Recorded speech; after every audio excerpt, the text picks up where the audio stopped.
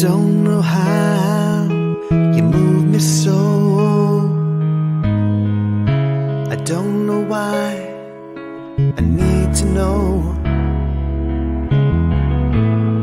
But what I'm feeling now is like a mystery to me.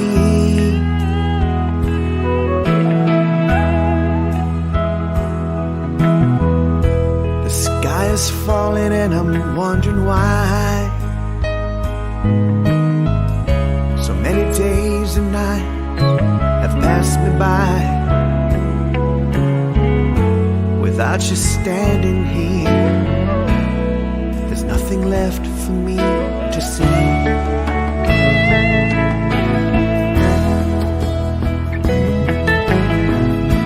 Forever comes and forever goes, but where it stops I'll never know. Stay a little while, there's nowhere we have to be.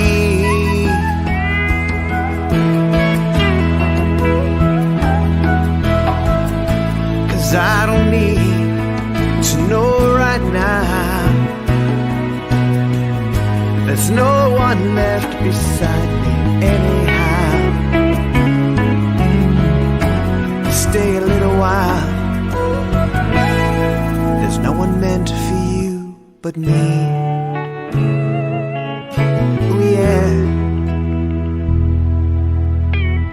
Sometimes I wish that I could fly away. When the night is cold and I don't want to stay, I need to understand. The mystery is clear.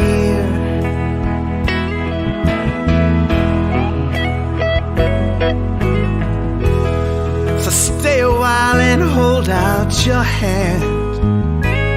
I do believe, I believe that soon I'll understand the way you move me. There's nothing left for me to fear.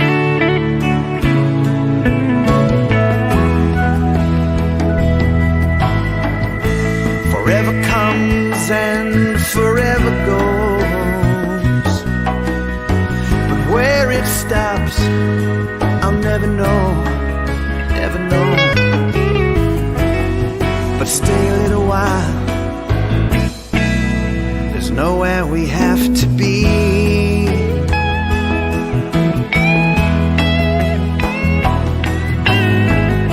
Cause I don't need to know right now. There's no one left beside me anyhow. Stay a little while, there's no one meant for you but me. There's no one, no one.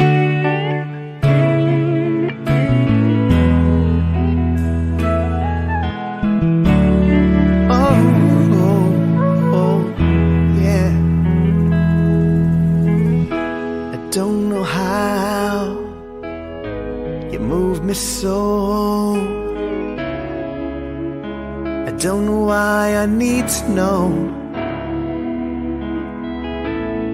But what I'm feeling now is like a mystery to me.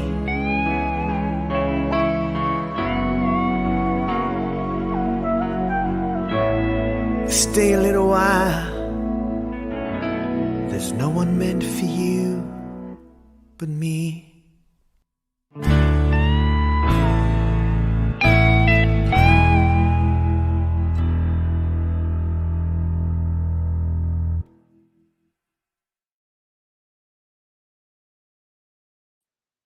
Woo! Woo, that was great. Oh, wasn't that just gorgeous? That is James Twyman's beautiful song, Stay a Little While. Hope you all enjoyed that. Welcome to Spirituality Gone Wild, everybody. You know what time it is. It's time for a Cuppa Grata with a shot of expression and 2 squirts of reality. And I've got one of my favorite co-squirts back. Peter Bedard, welcome back. Hypnotherapist, expert in all fields of mental health, depression, everything, busting old paradigm belief systems and creating new ones. That's what Peter's great at. He's got a wonderful book, and we're going to be talking about that today, as well as a bunch of other stuff. So, Peter, welcome back to Spirituality Gone Wild. How are you doing? I'm fantastic, Debbie. Yeah, Thank you. I just love your energy. You're just contagious. It's awesome. I appreciate that. Thank you. I You love it. are. Yeah. So let's just, I just want to just take a moment and be really, I'm just so grateful to be here and present with you. And you're a featured author in our Grateful Living Easing, as well as you're writing more other books, and you're co-creating all over the place. And you're just a spectacular human being. Thank Thank you. you. Oopsie Wow. daisy. I'm going to flip you. So, my darling, let's talk about this is Mental Health Month. And there's a lot of people that when they get depressed, it becomes the lowest space ever. This space of depression where you just want to give up and you're like, I don't even know why I'm still here. Because I've been there in my life, why am I even here? Why am I doing this? I'm so over it. The pain is so overwhelming that it's just, you don't want to be here anymore. You don't want to do this anymore. The idea of having to get up and do this again tomorrow is like, oh my God, no. But it's real. And you crawl into bed and you eat your Oreos and you watch your Netflix, and at least that's what I did. And Uh-huh. but there was more serious stuff than that. It's what's the thoughts that go on in your head and all of that. And there's a lot of people who experience different forms, even more serious than that, who actually do attempt suicide or do harm themselves. They get into addictive behaviors to try to ease the pain.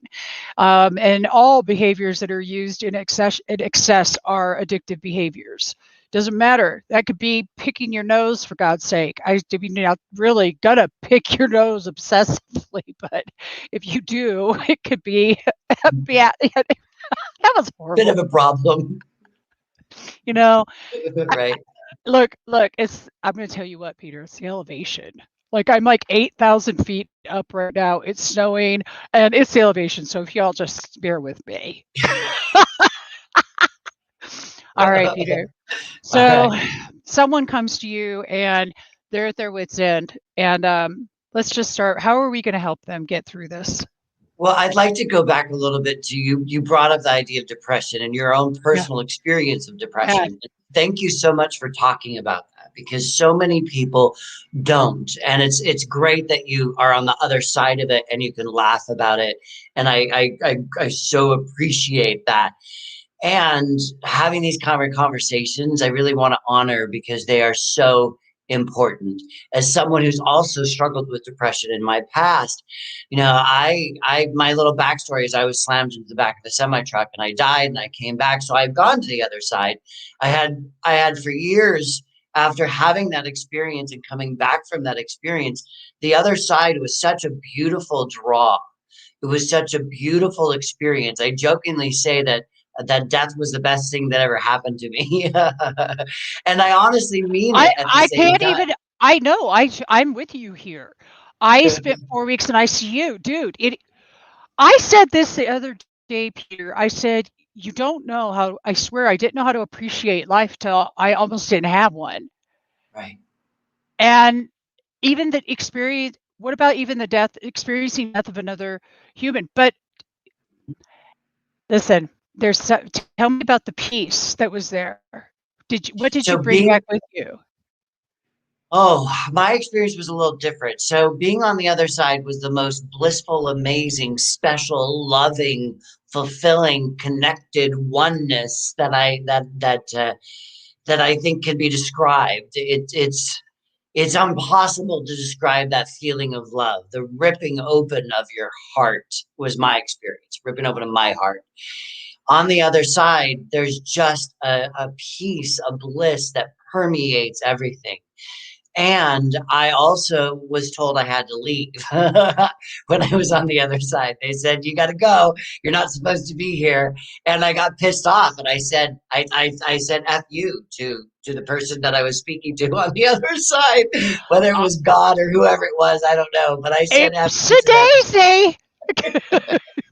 Just fuck Exactly. you. Sorry. Yeah. I'm not going back. Gotta go.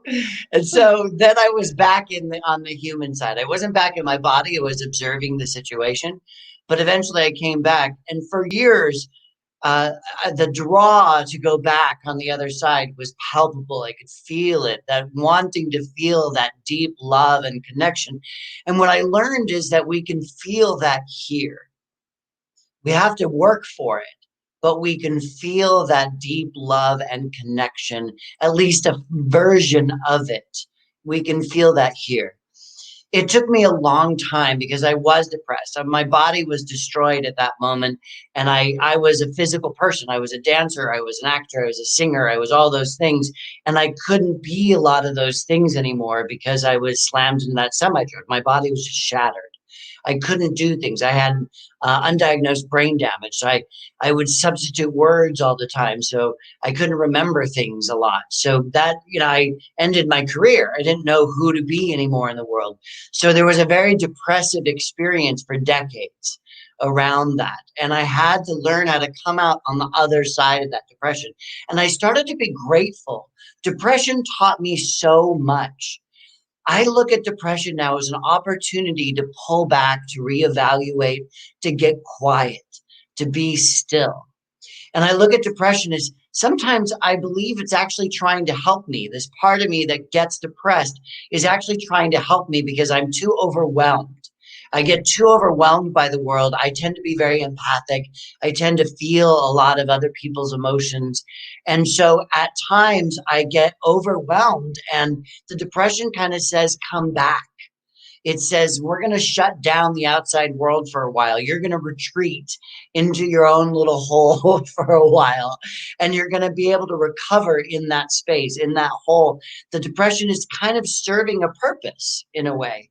It's saying, we're going to hold you in this space. We're going to protect you. And it's a time for me, instead of going into the depression as a thing to resist, I go into it now as a thing to embrace and to say, oh, this is a natural flow in my life. This is a time for me to pull back. This is a time for me to recenter. This is a time for me to reevaluate. And yes, there is a sadness, and I'm not sure what that sadness might be about, but I'm going to explore it. And so now when I have these moments, which are they're pretty few and far between now, but when I do have a depressive experience, I actually go, okay, this is time where Mother Nature, my highest consciousness, something is saying it's time to reset. It's time to retreat. It's time to withdraw from the world. And in that withdrawing, I become stronger. I get more resilient, I heal, and then I can come out. And I often feel depressed because I don't know what I'm going to do next. I don't know what that thing is that I'm going to come out and do, what that thing is I'm going to create or whatever. But in one of this last rounds, I actually wrote a process for going through depression, something that I use for myself. And so this next book I'm doing is called Cultivating Joy, because I really think that's what depression is calling us to do. And so the full title is Cultivating Joy When Happiness is Work. And it's a guide to healing depression. And so it's just a daily, try this every day. There's a little step every day. Try this exercise, do this. Let's go through this. Let's acknowledge the depression. Let's actually be friends with it. Let's say, okay, I may not be comfortable with you being here, but you're here. So I'm going to embrace this experience. And this next book is if there's anybody out there, I'm looking for contributors, people that are experts in healing depression who would like to contribute, to contact me. That would be great. So this idea that depression isn't necessarily a bad thing. In our culture, we've made it such an awful thing, and yet it's a normal emotion. It's a normal part of life. When we lose people we love, Depression is a natural response because it's a Seriously, sadness yeah. deep in our heart. So why are we trying to avoid that? Why are we trying to medicate it? Why are we trying to walk away from it? Why don't we honor the sadness and the memory of the people that we lost? I lost 14 people in this last year with the pandemic. Literally had 14 people die on me. And I have to go in and I have to acknowledge that sadness, even though I know they're eternal, even though I've been to the other side, even though I know technically they're really not lost to me. They're just on the other side where I have been. I know they're not dead. They are just changed. So I know that. But yet in this human experience, I can't reach out and touch them anymore. Not physically. I can touch them with my heart, though. So this experience of acknowledging that grief, acknowledging that loss, that's an important part of the human experience. It's part of the realm, right? The possibilities of human emotions. Why would I run away from that emotion? And so I teach people to claim it, to sit in it, right? And my work, I look at my work as a therapist less as a helper and more as a teacher and a guide. I'm holding your hand. I'm going to show you processes that I've learned to heal my life. That's beautiful, sweetheart. I love this. I love you. I love what you're doing so much because it's so necessary. And I hope that anybody that's listening, if your heart is being touched right now and you are ready, uh, that you could book a session. And I want to talk about hypnotherapy and I want to talk about what that. So a lot of people have said, oh my gosh, what's hypnotherapy? Um, are they going to make me bark like a dog? I'm Yes, serious. absolutely. Yeah, right. Seriously, no. Like we're going to make you, snort like and do some like real great stuff, and No. quack like a chicken.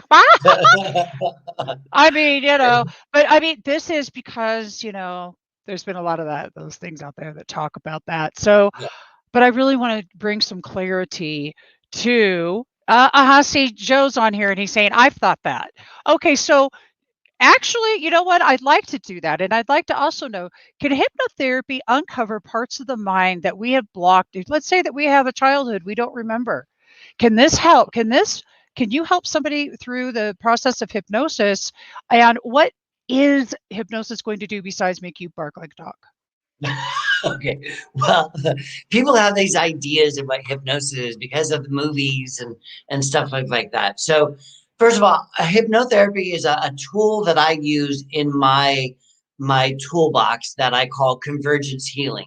So the bigger practice, if people understood what I do, and I just said, "Oh, I'm a Convergence Healing therapist," that's really what I am. But nobody knows what Convergence Healing is unless you read my book. If you read my book, then you know Convergence Healing is. No, but hypnotherapy is a part of the practice. It is a way of working with the brain. It's a way of saying, okay, the brain understands life through all of our senses. Now we're going to activate those senses to teach the brain an experience that we want. So we're constantly learning. Our brain is constantly being programmed, influenced by the world, by our own inner thoughts, by our own feelings, by what people say. And so when we consciously say, all right, I'm going to use the tool of hypnosis. For example, let's say you would like to have a happier life. Most people say, I want to be happy, but they don't really know what happiness is. Right. And I would switch them to that word joy, because happiness, in my understanding, is conditional. It's somebody says, you look really cute today, or hey, here's a bonus check at work, or something like that. It's an outside thing. Joy is an inner spark. It's an experience that is alive as a divine, whatever you want to call it. I think biologically in each and every one of us, we have access to joy. I don't know if you've had this experience, Debbie, but I personally have had access to joy even when I've been super sad. I've had, like, being at a funeral. Where there's experience of there's such loss and grief, and yet laughter and fun and the joy and celebrating that person's life. Right? Yeah, I love that you're bringing this up. When my grandma died, who was like literally my favorite person in the world, we're sitting there cracking up. We're cracking up because, Yeah. which I'm not going to get into the story. It's making me laugh right now just even thinking Right. about it. And I remember my mom and my other sister are looking at me, my other sisters, like, oh my God, like, like appalled. And we can't control ourselves because anyway, there Yeah, is, that's how you're processing the grief. yeah. And what I'm also what I heard you say is you hit bliss. You know how to find your joy and your bliss button no matter what you're going through because you choose to look for it. And yes, I just think that's beautiful. I'll let you go back to hypnotherapy. Yes. So I thank you. I love that story and that idea that joy is always accessible. Thank you for emphasizing that. So I would ask people with their mind to understand the word joy. What is joy? And then I would say, this is the hypnosis part. Take a deep breath, relax, close your eyes, and I want you to feel joy. Maybe that memory of your grandmother. What's the color of it? What's the texture? What's the sound? What's the taste? What's the smell? What is the understanding, the knowing with all of your senses of this experience of joy? Now, as you start to understand it consciously, because you've had joy before, you maybe felt it and then moved on to the next experience. I'm asking you to be conscious of how joy looks like, feels like, sounds like to you as an individual. Now, once you know that, can you practice that experience? And so, with your eyes closed, can you remember that joy that you had with your grandmother? Can you feel that joy, that laughter, that lightness of being? And can you walk in your mind's eye? Are you willing to visualize, imagine, and see or think about? Can you think about what it's like to walk in that joy, to speak in that energy of the joy? If the color, can you think about that color, speaking in that color of joy, the texture of it? Is it soft? Is it bubbly? You know how to speak in those terms. Right? I could say be bubbly, and you're gonna then say something bubbly, right? You're gonna speak in that quality and the color of it. Well, if the color is this beautiful teal green, then maybe we need to wear teal green more often because that's your subconscious understanding of joy. Or maybe we need to paint the walls in that color. So you're connecting with that experience more. So hypnosis is a tool that I use in going deeper into understanding and becoming a conscious creator in the world. Because if you want to create a life that's full of joy, then you got to feel it. And a lot of us, like when we're depressed, we may not be able to feel joy in that moment. So knowing that who we are today creates who we will be tomorrow, that our thoughts in the past created how we feel right now. So there were thoughts, actions, behaviors from the past that created the experience of our being depressed, let's say, right now. So if you're depressed right now, we can go, how did that happen? And we kind of can reverse engineer it. Well, I had this loss. I had this experience. Now let me be conscious and present with my emotions. I'm going to honor those emotions. And if I want to be different than tomorrow, I want to maybe have joy tomorrow, then I need to put my brain and my body, my feeling senses and my heart into that experience so that tomorrow I can have a different understanding of the world. And that's what the convergence healing process is about. It's about a coming together. It's understanding that every wound has a physical side to it, every wound has a mental side to it, and every wound has a spiritual side to it.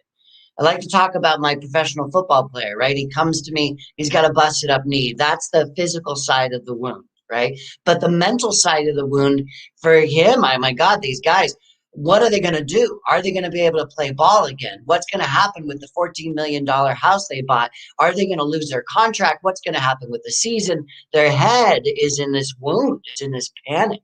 And their hearts, oh my gosh, these guys that have played ball that come to me with these busted up knees, they've played ball their whole life. Football is what they live, it's what they breathe, it's what they know. Their heart is breaking. So we have to address that wound. And most of us are not. That wound of depression might be a chemical thing. And so it might be important to take an antidepressant, but it might be a heart thing, or it might be an obsessive head thing. It is all three. They're oftentimes there. The wound has that physical, mental, and spiritual side to it. And we forget to actually treat all of the sides of us. We forget to do that. We only pop a pill or we go to the doctors. Doctors are only working on the body side. They're working on the drugs and the surgery. That's the side, the tools that they have. We have to work on that mental, spiritual side as well. I love this. I'm fiddling with my unmute button. I'm in such beautiful alignment with you, Peter. I love everything you teach and bring. I'd love to get into your 10 pillars right now, into the 10 pillars that you talk about, because I think they're really important. They're in your book. And for everybody that is on and that is watching the replay, please go to convergencehealing.com and please order the book. There is also a class that you can take with Peter in June, and I'll put that link up in just a few minutes. But there's a class, and you can go through this process and do this book study with the author. That's kind of rad, dude. I mean, like, seriously, if you're going to do it, may as well do it straight with you. Who better to do a book study with than the author of the book? And I'm excited about this. But part of my favorite things that you bring forward are your 10 pillars. Oh, well, thank you. Thank you. Well, there's a lot to go through, and they're at the back of the book. I call it the Convergence Healing cheat sheet. So if you do get the book, at the very back, a lot of people miss it. There's this page right here. It's 2 pages, and you flip it over, and it's like a condensed version of the book, of the processes, right? And one of the first things is that we have to love our pain, right? I call it in here, always remember, love the gift of pain, right? I look at pain as a gift. Pain is something that the world, well, first of all, we think this world's supposed to be pain-free, which I don't know where we got that idea. The human experience is not pain-free and is never going to be pain-free. And if you're trying to stop having pain, stop it, knock it off. You're wasting your time. Right? I understand that I don't want you to be in pain. I certainly don't want you to be suffering. Absolutely not. But the avoidance of pain is such a waste of time. Can you imagine? We've had pain since we came into this world. Shooting through that birth canal, being squeezed through that birth canal. Oh my God, that must have hurt. That must have hurt. Right? I know it hurt my mother. Yeah, squeezed your brain. Well, I know what it feels like to do it, but yeah. Look, I have to just tell you, I love you. Pain is there for a reason. It's an alert. It's Absolutely. also, but I love that. Yes. I'm imagining that being born probably did hurt. I'm glad I don't remember that shit. Right. Right. And actually, I've even read a study that said by being squeezed through the birth canal, it actually does something for the digestive system, and which is interesting because the same is true for butterflies. When they come out of the cocoon, if you help a butterfly out of the cocoon, it will die. If it cracks out of the cocoon and it squeezes and struggles to get through, it pulls the chemicals through its wings and its wings fully develop. If that doesn't happen, it wings down. Potentially, there's something like that going on for humans in our gut. Yeah, we'll survive. We're not going to die like a caterpillar with C-sections and stuff like that. But going through the birth canal and being squeezed, they're actually noticing that kids who have who were birthed by C-section, those kids have gut issues. With kids that don't have as many gut issues. So the pain is actually doing something. It's forming us from the very beginning of our lifetimes. Pain is actually forging us into something. And we can either overcome it or we can be overwhelmed by it. And when we overcome it, it's post-traumatic growth. We become even bigger, more powerful. We grow. And so my job isn't to fix people. My job is to hold people's hands and help them go through that growth process, right? My job is to guide them through that experience. And If we avoid that experience, then we don't get to be our greatest self, right? I had the experience of being slammed into the bed at semi-truck and dying, right? That experience, I am so grateful for that experience. I bless that experience. I would never change that experience, because that experience of me and that pain, boy, physical pain, mental pain, spiritual pain, the pain of feeling like I got kicked out of heaven, of losing my life purpose, of having bones in my body just shattered to little pieces. That pain I am so embracing of. That pain made it so I wrote my book. That pain made it so that I've helped thousands of people. That pain has brought me to consult at Stanford University, to teach around the world, to have amazing clients. That I, in the work that came to me, this isn't like this work that came to me, it really came to me. I had to heal myself, and the universe gave me this process that I call convergence healing. It came from somewhere. I used it for myself, and I now share it with thousands of other people. This process of tuning in, of thanking your pain, of loving your pain, this process of saying, I hear you, and listening to it, and understanding, becoming your own medical intuitive, in a way of going to the part and asking the part that's struggling, saying, I love you. I'm no longer going to beat you up. I'm no longer going to be angry at you. Most of us punish our parts. We punish the parts of us that are suffering, that we don't like, that bum knee, or that fat on our hips, or that anxiety, or that addiction. We punish it instead of Yes. love it. Hmm. Oh my God. We need Yeah. to love it. Mm. You. And I when hope we everyone's. embrace it, pardon me? I hope people are soaking that in. That's big right there. What you just said, like literally, is life changing. You all listen. You got to love it. And I want to just share. So I instantly thought about, okay, I'm going to love this little chunky piece right here that I'm really been given a lot of shit to. Exactly. Okay. Listen, we all have something in our life that we aren't thrilled about, but what you are encouraging is a different perspective, and it's one of loving all aspects. And I love that you are doing that. Keep going. Let's go on. These pillars are so fun. I love your pillars. Oh my God, they're so good. Well, I don't want to go through all of them because it would take some time, but Yeah, one of not the we're big not going to get ones, all of them. well, one big one that I'd really like people to do is to be able to be friends with their pain. Right? That's one of the pillars. To go to their pain and saying, I'm so sorry you're suffering. Whatever part of you, whether it's mental anguish, depression, some anxiety in your mind, right? Whether it's a heart wound, whatever it is, whether it's a physical part of your body, like you had just said, Debbie, whatever is going on with you, I'm going to invite you to actually love these parts of you. We have a relationship with these parts of us. And most of the time we're doing what you had sort of demonstrated earlier, right? Like I have my knee was shattered, and I love my knee.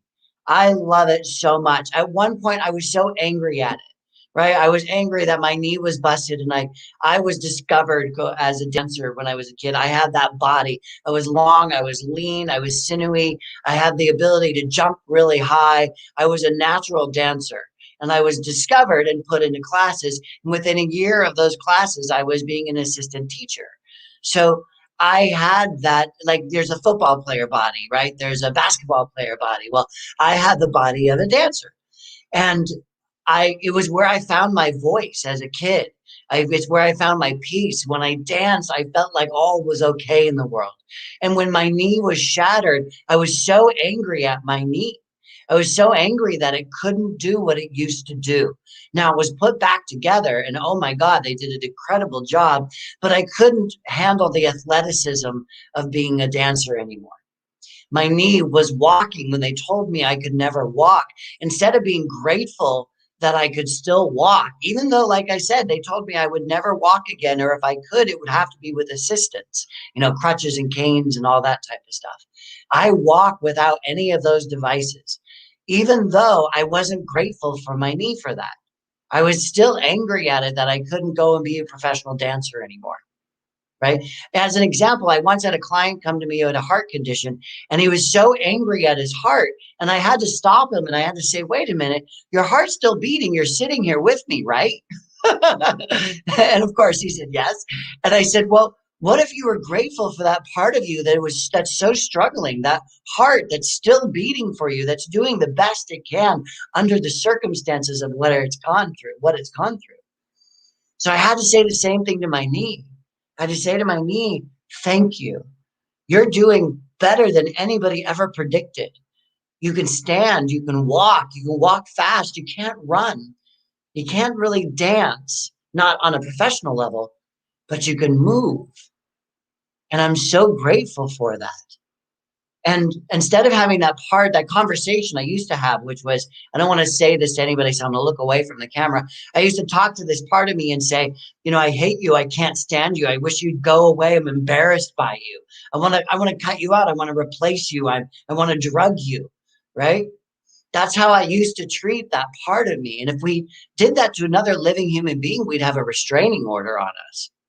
Right. To say I'm ashamed of you to that part of your body that's struggling and suffering. So I'm inviting you to have a different conversation, with whether it's a little handle on your side or whether it's any other part of your body. To say, I'm so sorry I'm beating you up. I'm not going to be a bully anymore. I discovered that the nicest people are bullies. The nicest people are the biggest bullies. Those people that are nice to everybody are often the meanest to themselves, and they bully themselves, and they have to stop. And so when we go to that part that's suffering and say, I'm so sorry, I'm not going to talk to you like that anymore. I honor that you're working so hard that we can do at least what we can do under these circumstances. Thank you. And I'm actually, instead of giving my knee anger and frustration and resentment, I'm going to give it love. I'm going to pour love into my knee. I'm going to be kind to it. I'm going to be generous to it. I'm going to be compassionate to it. I'm going to take care of it in a loving, kind way instead of a resentful, angry way. And I'm going to ask it. I'm going to show it in my hypnosis, in my mind. I'm going to show my knee what it looks like feeling good, what it looks like, what it feels like to move. I'm going to support it with that understanding of when my brain understands something, my body can experience it, right? Whatever the brain knows, it can create in the world. So I'm going to create an understanding in my brain that I am happy, healthy, strong, and wealthy. And my knee gets to go, oh, thank you. That's the information I need to receive. And our bodies respond to that type of understanding. My knee, I was told I was going to have to replace it by the time I was 40, and I'm way past 40. Right? I was told I would have to, have a wheelchair and all that type of stuff. Right? I had bone-on-bone contact in my knee, and I healed that. And I'm not the exception. I look at myself as the example. If I can do this, I'm nobody different or special. If I can do this, so can you. That's the big part of these pillars. That's a big part of this understanding. Look, it may not happen overnight. You're going to have to change your attitude. You're going to have to change how you speak to your body. You're going to have to develop a friendship, a kindness with these parts of yourself that maybe you're ashamed of. You're going to have to love differently, and you can do it. If I can, so can you. I believe this. I believe that. And I would like to know, give me an example of someone that you've worked with in one of their transformations. Gosh, there's been so many. I have to go to, okay, so this was a mental emotional transformation. One of my favorite stories, and it's in the book. There was a client of mine who came who had a fear of dolls, a phobia of dolls, and she wanted to be an esthetician. And when you're training to be an esthetician, you have to work on these fake doll heads in order to learn the skills before you go and burn anybody's skin or cause, you have to practice on these human head sized dolls, right? Well, we discovered that her fear of dolls was actually protecting herself. It was actually empowering her. So we went to the fear, we talked to the fear, we became friends with the fear that she had. And we found out that the fear started when she was a little girl, and she had all these sisters, and she was one of the youngest, and the older sisters would tease and taunt her, and they would kind of bully her, and they would pull her doll heads off and do stuff like that to the dolls. And she was traumatized by that. She went from a little kid who loved dolls. So she went from a little kid who loved dolls to the kid that was afraid of all of them. And then what she was doing on a subconscious level was asserting her authority over the family. She was controlling her siblings, because if there was a doll and she got scared, then everybody had to stop everything that they were doing and bring her to a safe place. So it was her way of dominating unconsciously. She didn't realize she was doing this, but she was dominating the family, right? Before she was being dominated, all the older sisters would taunt her and tease her and that type of stuff. Now, because of the fear, that became the thing that controlled everybody, and she was the one in charge. She didn't necessarily look at it that way, but everybody had to always go, they had to go scout out a restaurant. Was there a doll in the restaurant, somewhere on a shelf or in a cabinet or something like that? Was there, when she went to her siblings' houses and the kids, all the dolls had to be put away. There couldn't be any of them anywhere, right? She couldn't see them, know that they were there, because if she did, then she would have a freak out, like this just panic attack, right? So what we did is we were able to assert her authority over life differently, in a conscious way, instead of the subconscious way of the dolls, in a conscious way. And we were able to change her relationship with the fear, embrace the fear, become comfortable with dolls again. And now she has her esthetician license, right? She was able to make that shift and create that for her. Right. So that was something that we did. Cancer clients, I had a bunch of cancer clients for a while there, and they taught me something so powerful. You know, the universe, as a therapist, I'm teaching people things, but man, the relationships I have with my clients, and my clients go through life, they teach me things, and they taught me this experience of positive denial. And the idea of positive denial is that we pay attention to the world, and we have so much energy that let's say currency that we have to give every day. Let's say we have $100 worth of our life currency, our life energy, that our attention that we could give every day. And every day we have to spend that $100. Well, when we're sick or something like that is going on, like my clients with the tumors, they were investing their life currency every day in fixing the tumor. And all of their focus was on the problem. And so what we started to do is say, okay, I understand what's going on. I'm going to take care of those things, but I'm only going to spend $20 on that. I'm going to go to my doctor's appointments. I'm going to do whatever things I need to do, and I'm going to spend $20 there. But then I'm going to take my $80 and I'm going to focus on the possibility of life. I'm going to focus on my joy. I'm going to invest in that. So I'm going to take that $80 that I have left, and I'm going to invest that in my being joyous. I'm going to invest that energy over there. And what happened by doing this positive denial, I'm not stupid, I'm not ignorant, I get it's there, but I'm not going to invest everything I have in the problem. I'm not going to invest into fixing things. I'm just going to do what I need to do to maintain or to take positive steps, but then I'm going to put it aside. And by their living in their joy, investing in their joy every day, two things happen. One is they died happy. Right? The tumor took over, the cancer happened, it was going to happen anyway. And instead of dying miserable and upset and just, so many people with cancer die in anger and resentment, right? Instead of dying that way, they died with a smile on their face. I once had a client, literally, his wife sent me a letter saying, my husband's last day, he was smiling and in so much joy because of the work that you did. Oh, my heart. My heart. So the second thing that happens is they live in that joy, and in living in that joy, the tumor kind of just shrinks. They're not focusing on it. They're not putting energy into it, and they go on and they heal. It's an amazing thing. However they decide to do it, maybe just by laughing and having fun. People have healed cancer that way. I don't advocate how they do it. I go to the part, and we ask the part that I work with the client to connect with the part, the tumor in this case, and say, what does that tumor need? The tumor has its own consciousness. So what does the tumor need in order to heal? If you keep beating it up and angry at it, That's not a healing consciousness, right?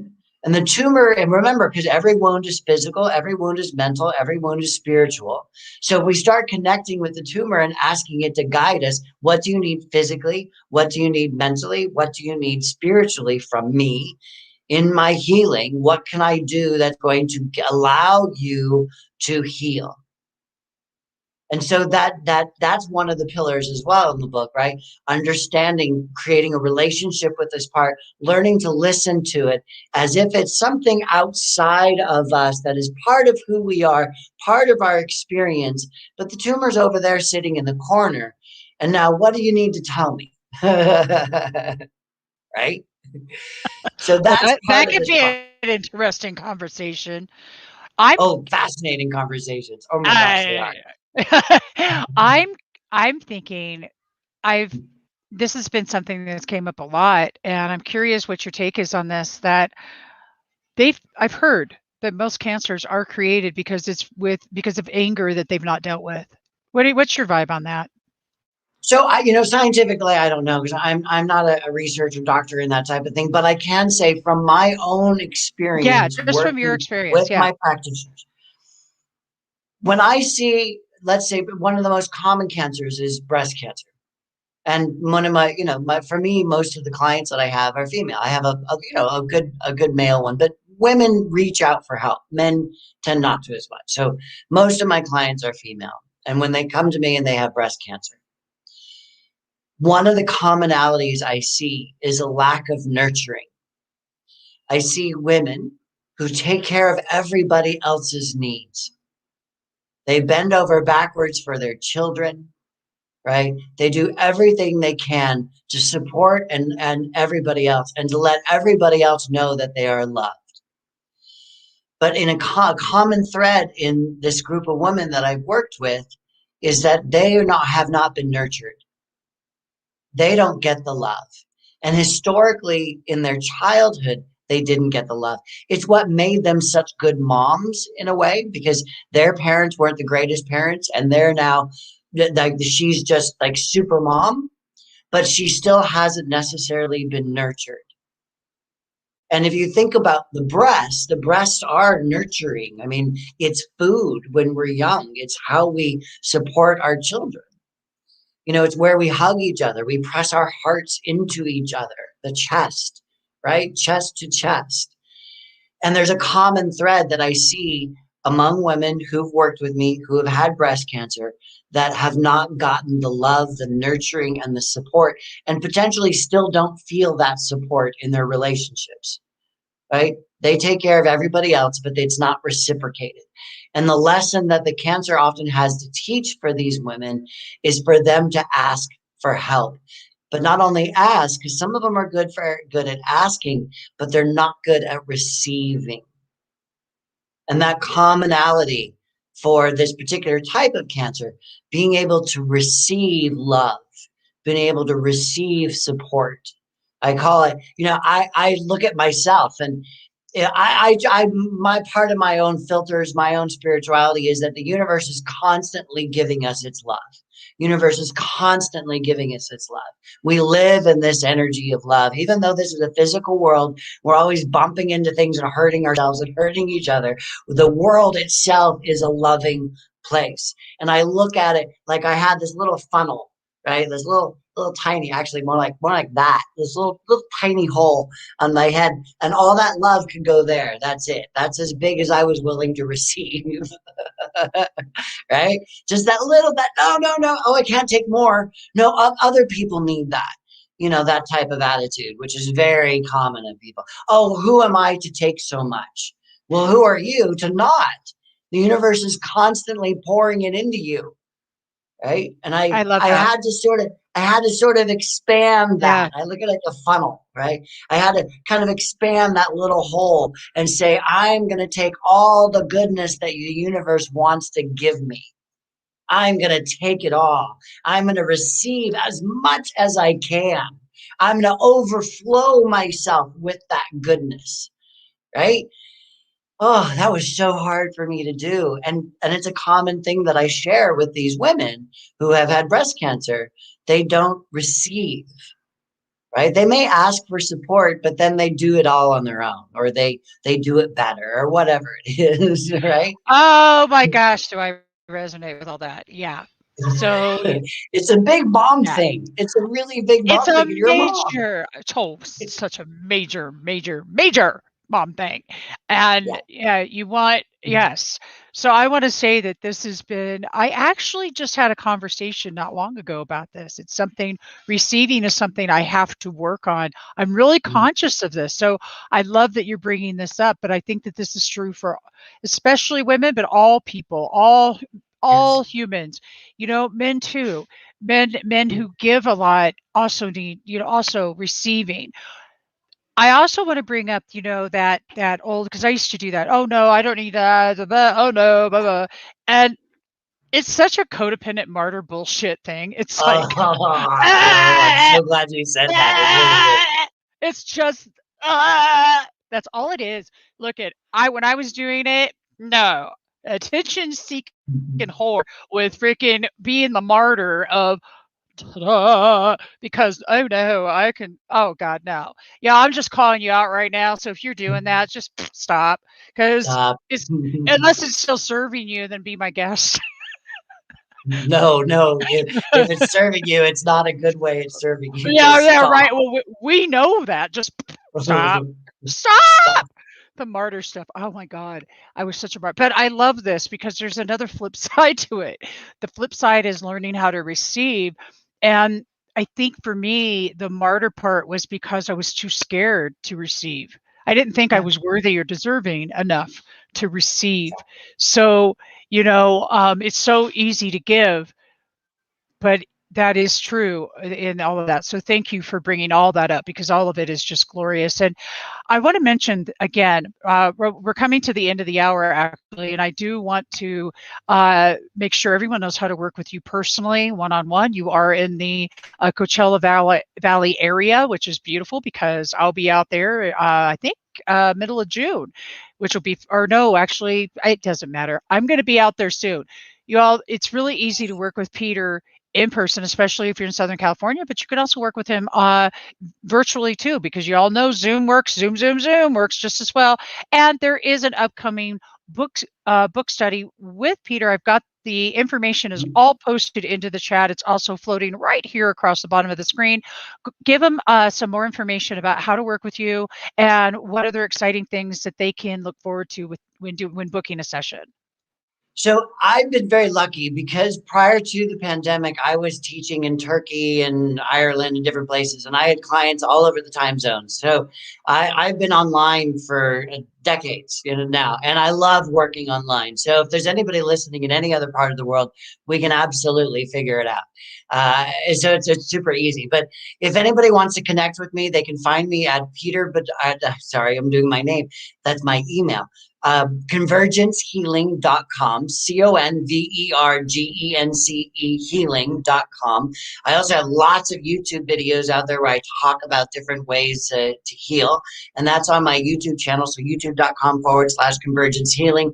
They can find my book right here, Convergence Healing. It's published with Simon & Schuster. So it's pretty much every bookstore in the world. You can get it as well as Amazon. It's an audio book as well. So if somebody, I recorded the audio version purposely because when people are in pain, they really need my book, and it's hard to read oftentimes when we're in pain. So we just sort of sit back and listen. They could absorb that way. And of course, it's a Kindle version too, so you could get it digital.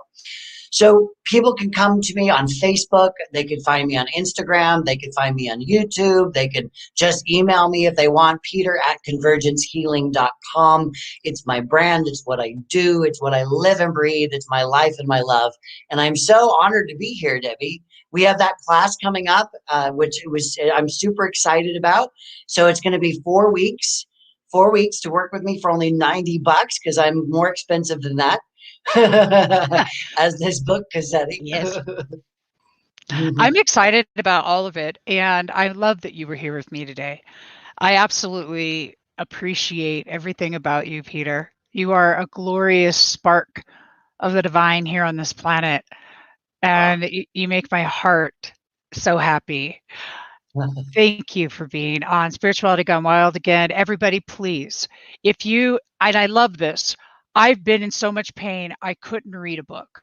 So the fact that it's on audio makes me really happy. I've had surgeries and stuff, where I just can't, and so there is solutions out there if you are in pain, if you are depressed. So please reach out. You don't have to stay there anymore. There's so many opportunities to make a difference in your own life right now, and it's one simple click away, phone call away, and it's a choice. Start making that choice because you're worth it. And who are you grateful for? Remember that. Who are you grateful for today, Peter, in your life? Who am I grateful for? Well, I always like to say first, I'm grateful for my body because it's walked me through and it's gone through all of the stuff that it's gone through and it's still doing great. So I really acknowledge that. And then I really acknowledge that my mother, who is 81 now, and she's just incredible. She's just a lovely light in the world. I'm so grateful for her. I'm really grateful for you, Debbie, because you've helped me practice my experience of receivingness, expanding my cup of receivingness. And I'm so grateful for the opportunities that you've given me because in the past I was like, oh God, I don't know, thanks. I don't know how to say yes to things. And now as I get to practice saying yes to all that you've given me, I am so grateful for that. And that just helps expand the world. Oof, I love that. Woo, spark that G vibe. That is your gratitude vibration. That's how you spark it, y'all. Just so you know. And I am grateful for me, and I am grateful for my body, and I love this. I'm grateful for my feet because they've been extra ouchy lately, and I love that. This is a great practice, everyone. Who are you grateful for? And Peter, I'm divinely grateful for you and all the work that you bring, and thank you for making a difference in this world just by being you. Wow. I'll take that in. Thank you. You're welcome. I adore you. And Joe says, great interview. Thanks, Debbie and Peter. You bet, Joe. All right, everybody. You know how to book with them. You know how to get involved with the evolvinghealtheducation.org so that you're able to go to the book study, which is only $90. I mean, really, please. That's nothing. And then convergencehealing.com. That's where you can go and you can get the book. You can also get it at all your local bookstores and Amazon. And don't forget, it is on audio. And book your private session with Peter so you can go through the processes and start this journey because, damn it, you're worth it. Do it. Love you Boom. guys. Bye, everybody.